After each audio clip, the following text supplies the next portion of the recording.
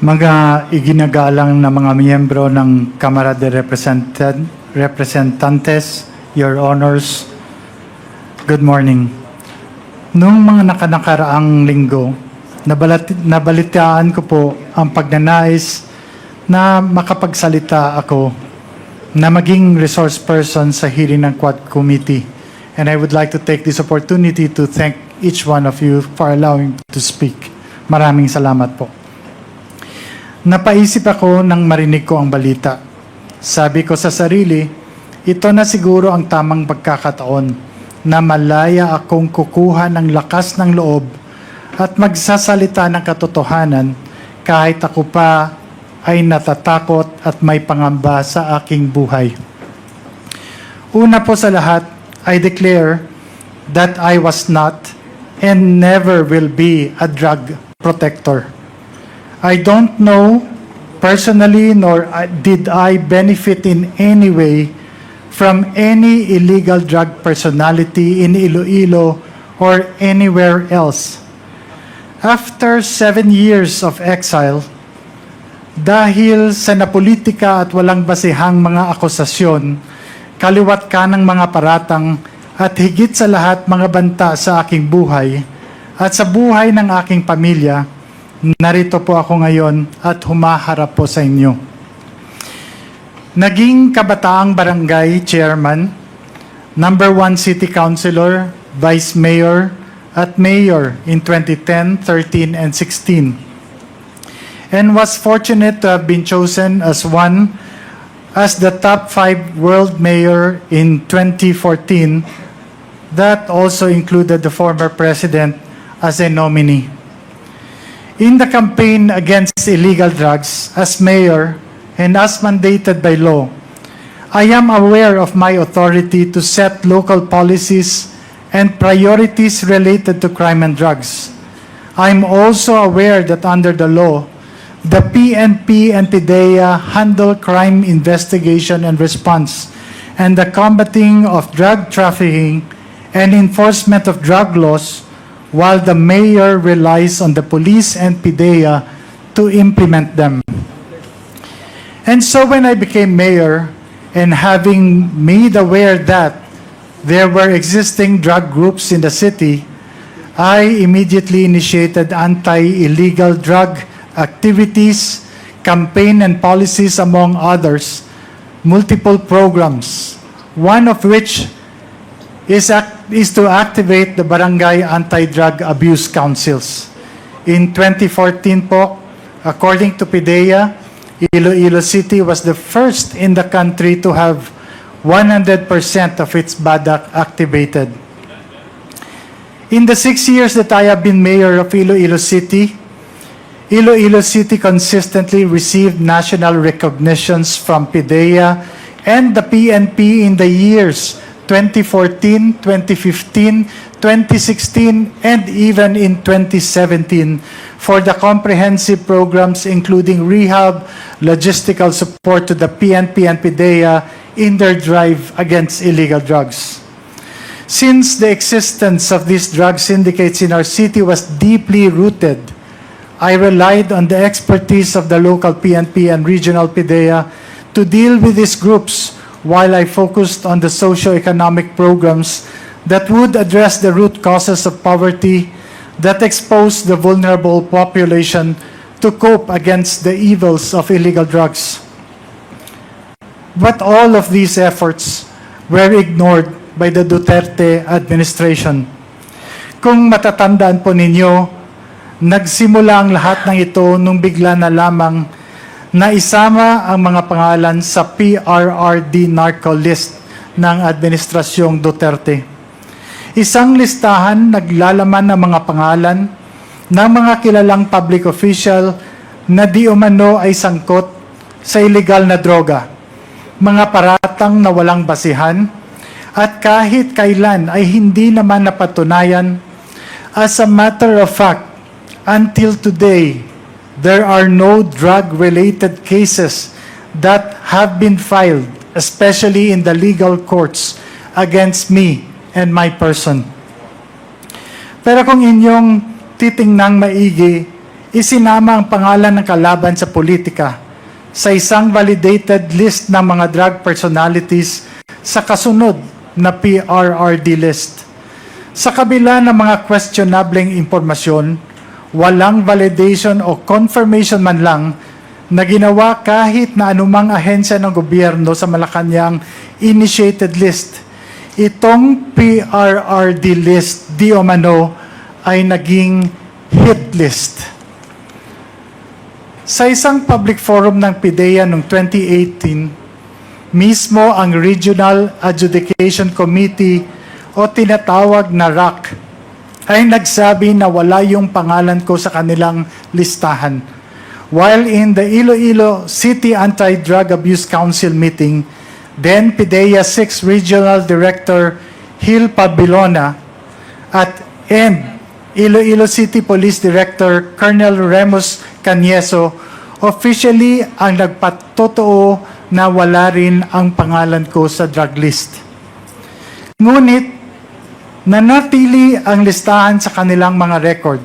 Hanggang ngayon, lahat ng mga paratang at akusasyong ibinabato sa akin ay patuloy na sumisira sa aking reputasyon at pati na rin ang reputasyon ng minamahal kong Iloilo.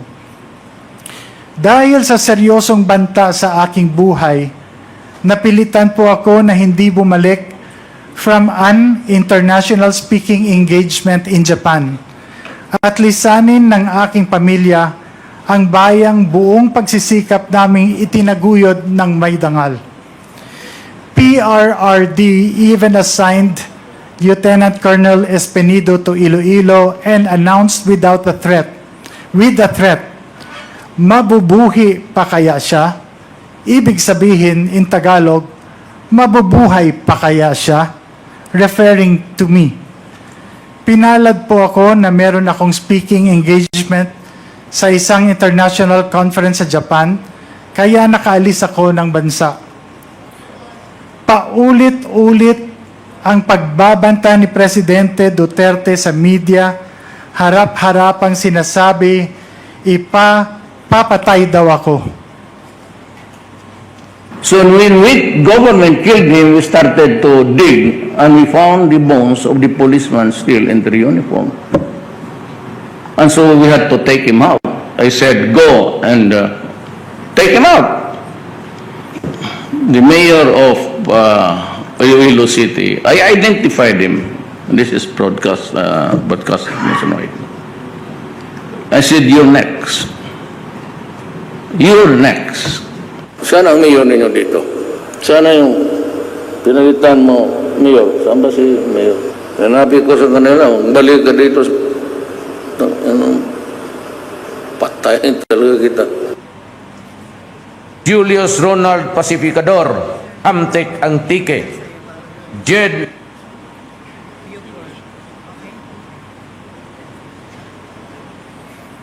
At alam po nating lahat, hindi lamang po ito basta-basta pagbabanta. Kayang-kaya niya pong totohanin ito. Labag man sa kalooban, kinailangan po naming lumisan at wag na munang bumalik sa Pilipinas. On August 28, 2017, I received an unexpected call from former PNP Regional Director Bernardo Diaz. He invited me to meet with PNP Chief Ronald De La Rosa, now Senator, at Camp Crame, Quezon City, at noon the following day. The next morning, on August 29, I arrived at the Ninoy Aquino International Airport at 10 a.m., ready to proceed. But then the call started. First, they moved the meeting to 3 p.m., and then by 5 p.m., it was delayed again, this time to 6 p.m. At around 5 p.m., a PNP colonel called me and, in a voice that sent shivers down my spine, literal po yun, warned me not to go to Camp Crame because my life was in danger. The fear that had been simmering now erupted. Soon after, at 6:32 p.m., my wife, Marivic, received a chilling text from a PNP colonel's wife. Do not proceed. There are 20 men surrounding your house, and if you go to Camp Crame, they will kill you.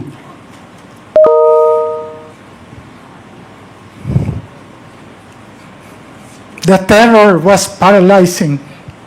I couldn't believe it. My life and my family's life was hanging by a thread. The next day, on August 30, I took the first flight out to Japan, not knowing if I would ever return.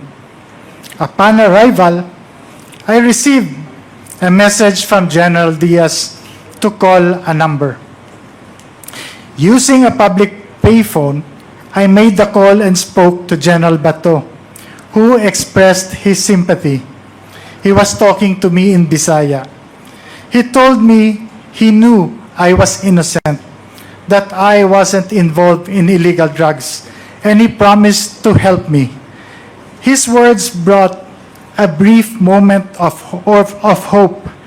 I told him I would finish my work abroad and return to meet him, but he urged me to be careful, repeating his pledge to help.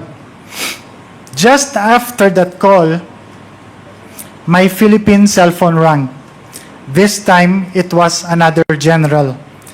His voice was grim. Mayor, do not return. Your life is in danger. The accusations against you are all fabricated. But if you go to Crame, you'll be forced to point fingers to an opposition senator and a former presidential candidate as drug lords. The weight of the conspiracy against me was unbearable. This general couldn't live with the guilt of seeing me killed, he said, and warned me to destroy my Philippine SIM card and phone immediately, and told me because my phone is going to be wiretapped. My hands trembled as I realized how close death had come. I knew then that I was no longer just a target. I was in a battle for my life. Dumiretso po kami sa US at nag-apply ng political asylum. Mapalad po kami na pinagkalooban kami ng US ng political asylum. It took 15 months for them to investigate and see the validity of us not being involved in illegal drugs, and all these accusations are all false. Ito ay isang patunay na walang nakitang kadahilanan na ibinigyan kami ng political asylum in March 2019. Masakit at malungkot, ngunit napilitan akong lumisan mula sa aking sinumpaan tungkulin sa aking pamilya at sa kababayan kong Ilonggo, na sinumpaan kong pagsilbihan, hindi dahil sa nagkasala ako, kundi dahil nanganganib na po ang aming buhay. I come before you today not merely to recount my sufferings, but to highlight a critical flaw in our system, one that allows law enforcement agencies to be weaponized for political purposes. That illegal drug trade stems from the ills of our society, from poverty to corruption of government institutions, including our law enforcement agencies. By using state institutions to carry out personal vendettas or silence perceived enemies, undermine the foundation of justice and democracy in our country. Sideline No individual should be allowed to wield such unchecked authority regardless of their position or power. Ang karanasan at ng iba pang mga katulad kong biktima, lalong-lalo na ang mga mayors na pinagbintangan, ay ang nagmulat sa amin sa mga pagkukulang at kakulangan ng ating law enforcement agencies. Kailangan mapatibay pa ang mga institusyon ito upang hindi basta-basta magamit o maimpluwensya ng politika. Masigurong makakapagsilbi ng may integridad, walang kinikilingan at may respeto sa batas. Ang panawagan po namin sa inyo, manguna po ang hustisya at magkaroon ng reforma sa ating sistema, partikular sa pamamalakad ng ating law enforcement agencies. Accusations must be duly validated and authenticated first before any public announcement to avoid shaming and destroying the honor, reputation, and good image of hardworking and innocent persons. Higit sa lahat, panagutin ang mga umaabuso sa kapangyarihan. Sana ang nadanasan naming paghihirap na durog, persecution, trauma, at saka walang-wala ay hindi po mararanasan ng iba.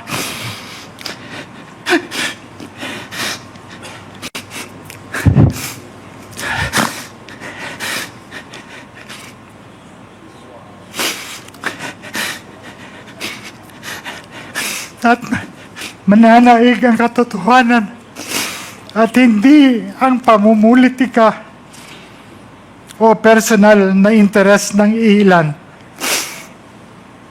Pasensya na po. Maraming salamat po sa Quad Committee dahil 7 taon po. Nahihirap talaga po.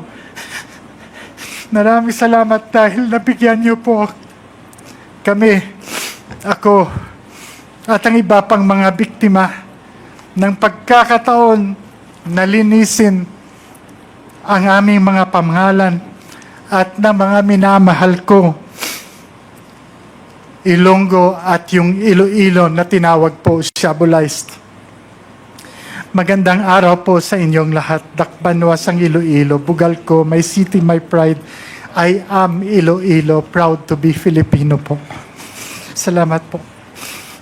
Thank you, Congressman, Thank you, Mayor Mabilog. We will now proceed with the interpellation. And we have a list of interpellators who have earlier signified their intention to propound questions to our... In short, Jed, you're trying to say to this committee that the reason why your name was included in the narco list of the former administration is that it is because purely of politics.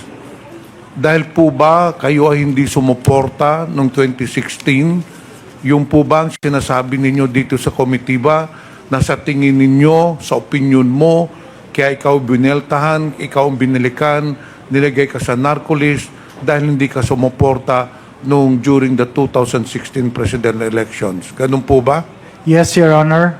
Kasi ang resulta po, Your Honor, ng elections na yon,